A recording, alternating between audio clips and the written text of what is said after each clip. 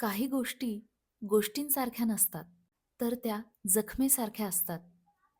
डोळ्यांनी दिसत नसल्या तरी मनात कायम टोचत राहतात. आज मी तुम्हाला अशीच एक गोष्ट सांगणार आहे. ही गोष्ट एका माणसाची नसून स्वाभिमानाची आहे. ही गोष्ट आहे फकीराची. साहित्यरत्न अण्णाभाऊ साठे लिखित फकीरा या कादंबरीची समरी आपण रेघोट्या चॅनलवर ऐकणार आहोत. चॅनलला सबस्क्राईब केलं नसेल तर सबस्क्राईब करा.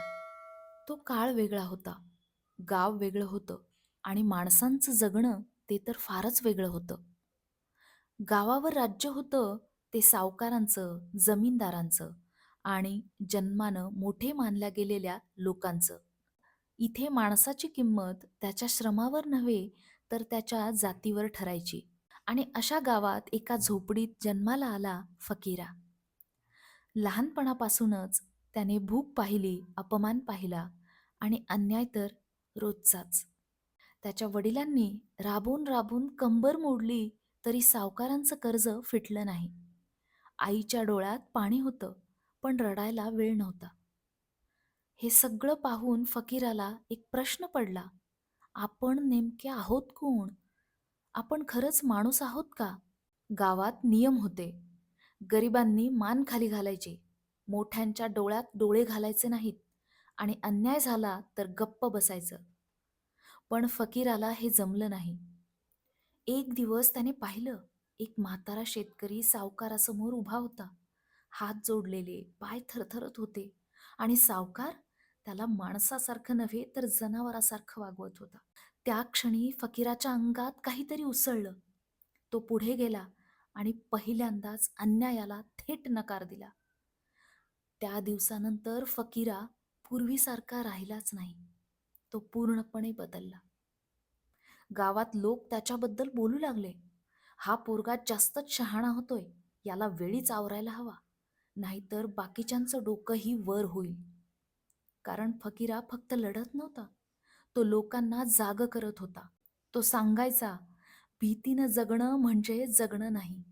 माणसाला मान नसेल तर त्याच्या श्वासालाही किंमत नसते.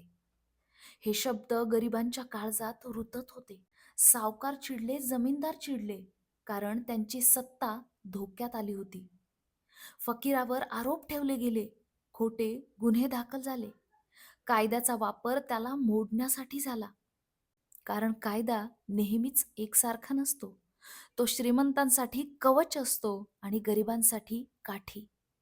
पण फकीरा घाबरला नाही. तो पळून गेला नाही, तो लपला नाही, तर तो उभा राहिला आणि लढला. फकीराचं वैयक्तिक आयुष्यही होतं. त्यालाही प्रेम होतं, स्वप्न होती. पण त्याने स्वतःला कधीच प्राधान्य दिलं नाही.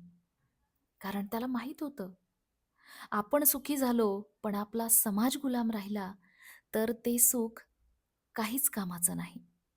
त्याचं आयुष्य संघर्षाचं आयुष्य झालं. रात्री झोपताना उद्या जिवंत राहू की नाही याची खात्री त्याला नव्हती. पण तरीही तो कधीच कोणासमोर झुकला नाही. त्याच्या संघर्षाचा शेवट जवळ येत होता.